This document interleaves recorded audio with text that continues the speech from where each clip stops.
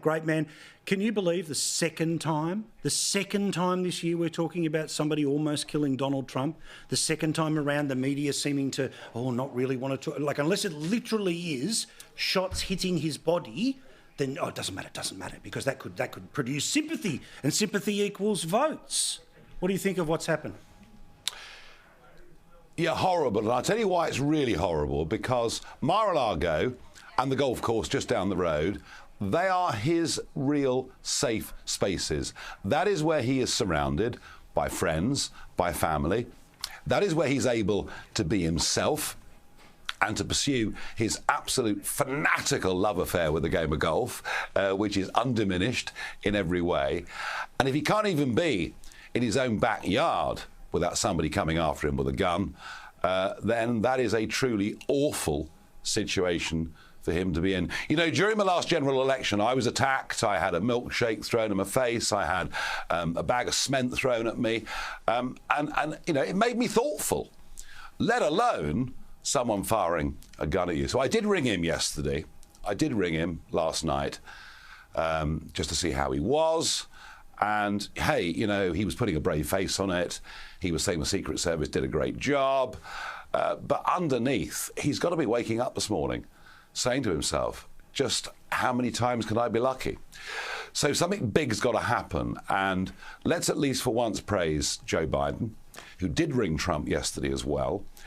And the Speaker, Mike Johnson, is now going to change the security arrangements for both Donald Trump and Kamala Harris so that they have the same level of protection that a sitting president has.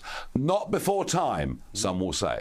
Well, I mean, yeah, my view is that the second you are formally nominated, I know that that's when, you know, the briefings begin and, you know, a couple of extra things start to go.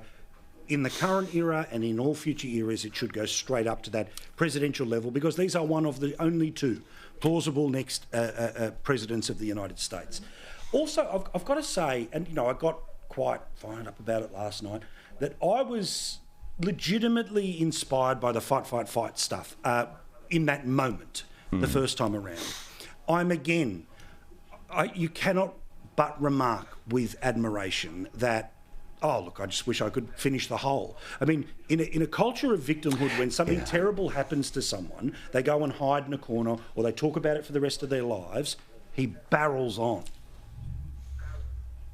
Well, more than that, there's been in the last 15 minutes, I've just seen a statement from the man he was playing golf with. And the guy said, when shots rang out and they were told to get out, he said Trump showed more concern for me than he did for himself. He said, and he showed me just what a tremendously courageous man and leader he is. So, yeah, once again, in a very tight situation where many would have run away screaming, he shows himself to be the man, to be honest, Paul, that I've always believed that he is. I've always believed that this guy had some very, very special qualities. Yeah, I'm with you. Now, before we're done, your show, GB News, you are the biggest star on the Disruptor channel, and they hate it. They hate it, all right? And by they, of course, I mean everyone outside of the building. But again, there's more forces trying to push you off the air, not just the channel. Yeah, we've got a new committee's been formed in the House of Commons, 14 members, 9 of them Labour. The leader of the House of Commons unusually is chairing this committee. They're worried about MPs' second jobs.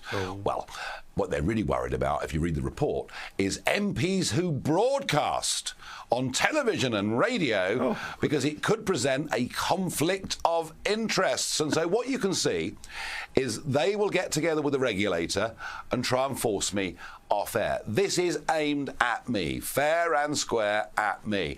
I would argue that with the GB News show and with over 5 million social media followers, what I do is amplify the debates that are taking place within the House of Commons. I would argue what I'm doing actually is an extension of the democratic process. So clearly they're coming after me, but do you know what?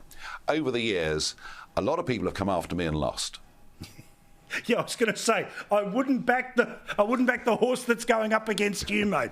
Thank you very much for your time. Good on you for the fight. Keep at it. We love seeing you, mate. All the best. Thank you, mate.